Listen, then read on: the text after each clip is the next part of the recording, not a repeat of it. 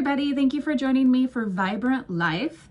I am Jessica Parker. I'm a holistic health coach and a fitness instructor. I have a master's degree in health psychology. So in a nutshell, it means that I like to take a root cause approach to health, and I see our mental and physical and emotional and spiritual well-being all interrelated.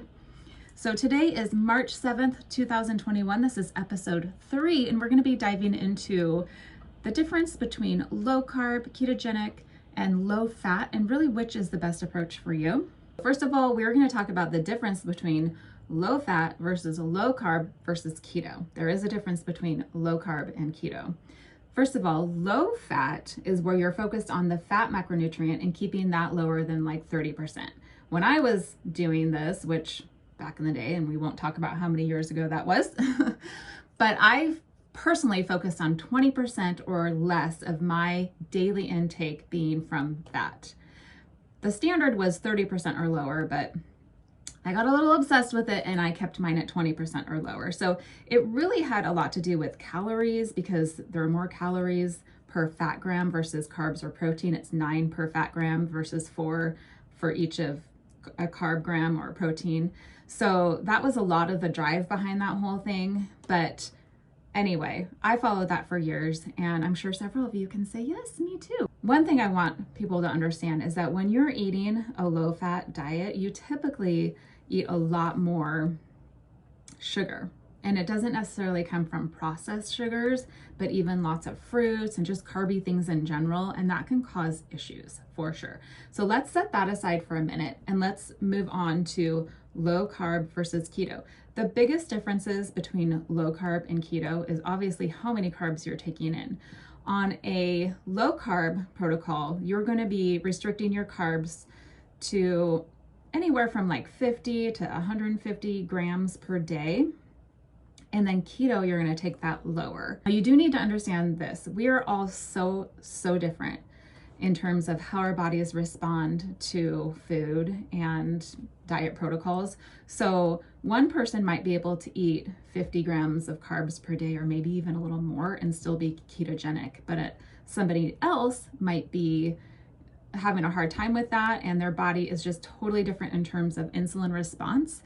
Therefore, they might have to have lower carbs. So please keep that in mind. And that changes like man versus woman, age, hormone fluctuation, how much you exercise, how many toxins are in your body, what your body is like trying to fight, and inflammation. There are so many different things that play into our metabolic health. And that is what determines how our body is going to respond. So please understand that there's no cookie cutter anything here. You will not get that from me, which I know sometimes is disappointing, because we just want A, B, C, like let me just check the boxes and go. But that's just not how our bodies work. So that's a huge thing to understand. Now, when it comes to what's the best approach, I have to say that when you're losing weight, there are studies that show that even low fat, works just fine, which, that's what I used it for, and it worked. I will say that I was always on a blood sugar roller coaster, and it was not fun. I had to have food with me all the time. And I would not just get the hangry thing going on, but, I would have low blood sugar, quote, episodes where, things kind of start going dark. You feel like the room's closing in on you. I'm sure a lot of people have experienced that.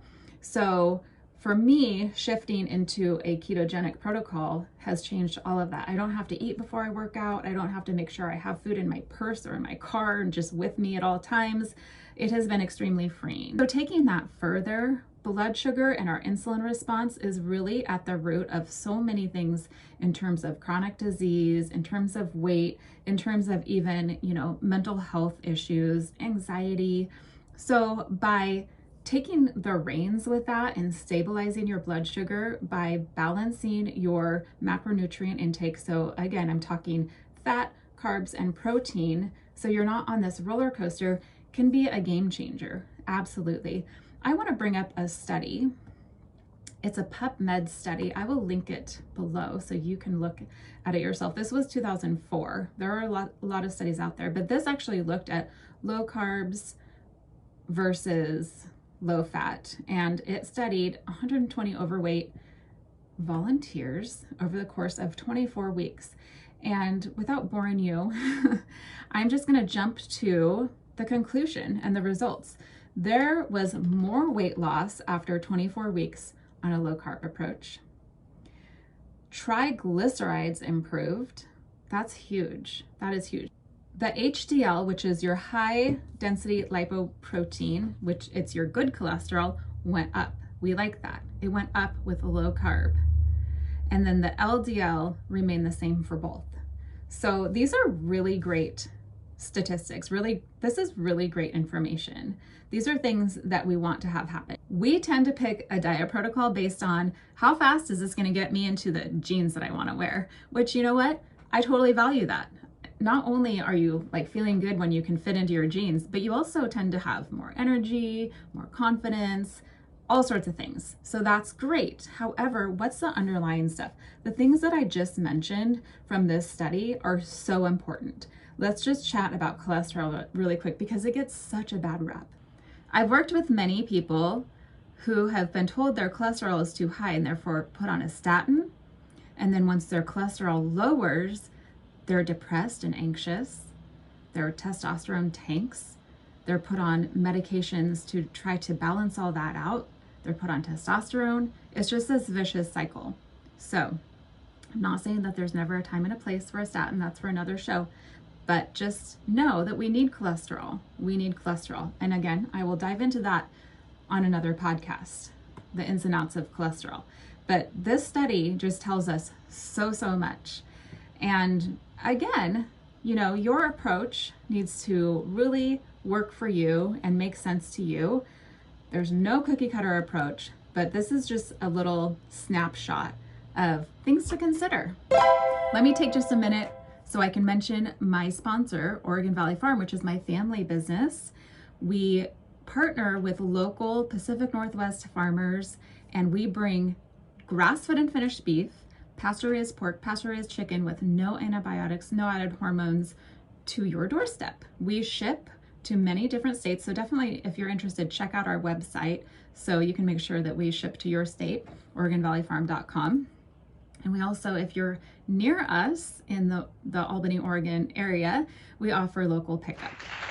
So at the end of the day, your dietary approach is completely up to you. But the most important thing is that we're informed and that we understand the long-term impact of whatever it is that we choose. Thank you so much for joining me. I really appreciate you spending a few minutes out of your day with me. I would appreciate it if you would share this podcast. And I'm always interested to hear your perspective. If you want to email me at jess@healthwithjess.com. And if there's anything you're interested in hearing more about, I would love to hear that as well. Also, you can find me at healthwithjess.com or on Facebook at healthwithjess. I'm also on Instagram at healthwithjessica. Have an awesome day, you guys. I can't forget the day we met. Your eyes so blue, me piercing through. I can't forget the day we met. Your smile so bright.